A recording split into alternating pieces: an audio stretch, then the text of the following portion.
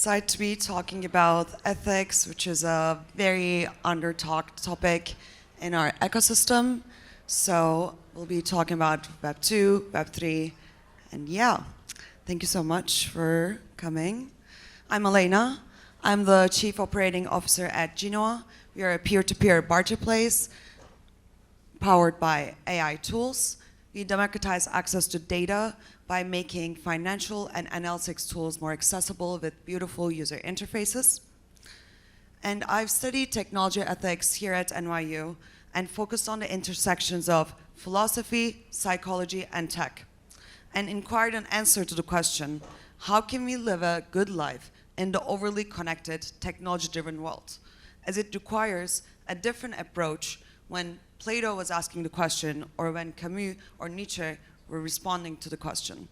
So, Tim Berners-Lee, the creator of World Wide Web, envisioned the web to be free. He even said, the web as I envisioned it, we have not seen it yet. The future is way bigger than the past. And he wanted the internet to be accessible and cross barriers and connect cultures. So where are we at that? Enter technology ethics. Technology ethics both draws attention to issues such as privacy, security, data ownership, and transparency, while also offering frameworks to ask questions before and throughout the product development cycle. In the rapidly evolving world of technology, it is more important than ever that we make sure the products that we're building are fair, sustainable, and inclusive. The issues are even bigger with AI, as we have the danger to automate our institutionalized discrimination. Whether an AI is scrolling through job applications, deciding women and people of color are less capable, or privacy and security issues. We need to be conscious that we are not perpetuating the existing biases into our ecosystem. Web 2 has brought tremendous benefits. We can't deny that. It completely revolutionized our culture, our society, and our individual lives. However, it also came with a lot of issues that we need to address in Web 3. We must take what worked in Web 2 and fix what didn't as we build decentralized applications. We cannot build Web 3 in a silo. We must make sure that we're taking whatever worked and also making sure that we're building a better web than what we found. We can especially address two big issues. First being data privacy. Through decentralized applications, we can allow people to own their data and be able to opt in and out of their data being used. And we can also reward people who allow their data being used and make sure that we're transparent on which data is being used, how, and for what reason. The second issue, there is an existential issue, is psychological effect of social media. We can make sure that we're building social products without the Web 2's issues. At Genoa, in addition to our marketplace, we're building a social infrastructure that incentivizes people to be positive, help one another, and create a positive, sustainable environment. We believe by changing the success definition of algorithms, which in Web 2 are advertising, growth, and engagement, we can build products that are actually bringing the good in people. Instead of prioritizing, maximizing revenue and engagement, we can prioritize user experience and well-being. But of course, we have our own issues in Web 3, around especially representation, frauds and scams, environmental impact, interoperability, and of course, as we're all aware, around regulation. And finding solutions in any of these issues requires intentional efforts to address the structural inequalities and making sure that everyone has an equal opportunity to participate in the Web 3 ecosystem.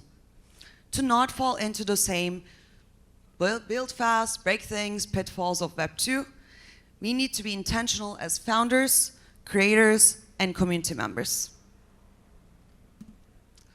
So I wanted to touch upon NFTs here and looking at the NFT projects, some questions we can ask are, was there a pre-sale? Who got access? Did they get a discount? Who is the team? How much they're taking from the mint? Where do the royalties go? Who has access to the fundraising? And by looking at these questions, we can make sure that the founders have collectors' best interests in mind. And this could be a great framework both for builders and collectors. And of course, ethics should not be an afterthought. We saw that Microsoft laid off their entire ethics and society team just last month while integrating ChatGPT into Bing. We unfortunately don't bring philosophers into decision-making tables and product development cycles, although we should. Especially on AI, it's especially important that benefits outweigh the dangers in anything we build, because products have a way of getting out of hand after launch. And we need to make sure that we put our black hats on and ask the not so fun, difficult questions to make sure that we're building in a conscious way. So, how can we address these issues and make sure that we're building something that is good, better than what we found in Web 2? Well, we should meet people where they are. Diverse teams will bring up diverse points and make sure that we're creating more thoughtful conversations. We should encourage such comments and weave ethics into our products. We should also think about people with disabilities and making sure that we're creating space for them as well. And we can, of course, do better by introspecting, learning, introspecting not only about ourselves, but also about our products and its impacts. And making sure that, and understanding that little small decisions that we might make can have huge implications that we're not really aware of. And making sure that practicing empathy and active listening is also part of this process too. Understanding everyone that we're building for, and not only a small demographic that might look like it's the bigger pie right now, but we must build not for the ecosystem we have right now, but the ecosystem we want to have, the diverse group that we want to have. I really love this quote. The global village that was once the internet has been replaced by digital islands of isolation that are drifting further apart each day.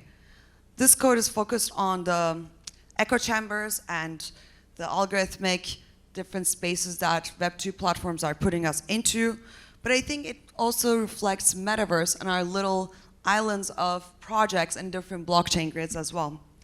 And we should build metaphorical bridges, maybe not blockchain bridges as they tend to be not so safe, but making sure that we find ways to bring people together. Thank you so much. If you have any thoughts or questions about our company, Genoa, and technology ethics, Web3 ethics, and want to discuss how we can further this conversation and making sure that ethics is part of our ecosystem, please let me know. You can reach out to me, email me. Thank you so much.